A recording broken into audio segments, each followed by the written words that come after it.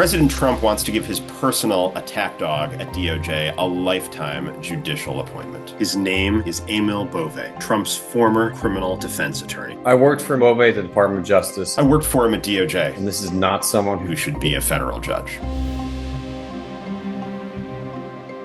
Bove and I both worked on cases arising out of the attack on the Capitol on January 6th, despite the evidence he would have seen. When he joined the leadership of the Department of Justice under Donald Trump, he turned around and fired people who worked on those cases.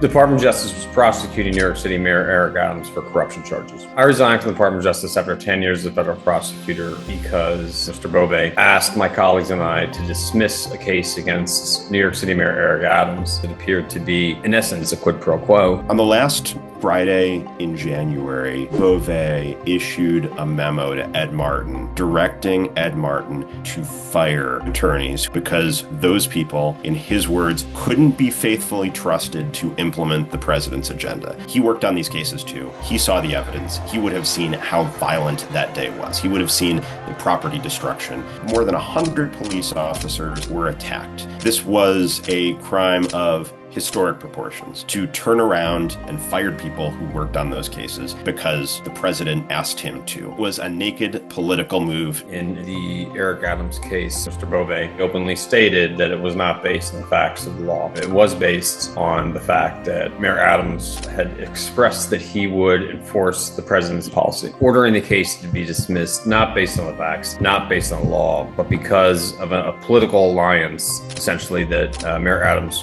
formed with President Trump. Bove didn't just retaliate against attorneys. He directed that the FBI put together a list of names of all the agents who worked on January 6th cases. The FBI agents who worked on these cases were working on cases that they were assigned to work on. They weren't political hacks. They weren't out to get anyone. People could see that this list was setting them up to be fired too. From day one as a federal prosecutor, you're trained to follow the facts and the law wherever they may lead. That means that the laws should be upheld whether or not the subject of an investigation is a Republican, is a Democrat. And we don't bring charges or dismiss them based on political loyalties. A judge is supposed to apply the law in a fair and even-handed manner. Bove asked us to base a prosecutorial decision not on the facts, not on the law, but on a political calculation. Bove cannot be trusted to be impartial on the Court of Appeals.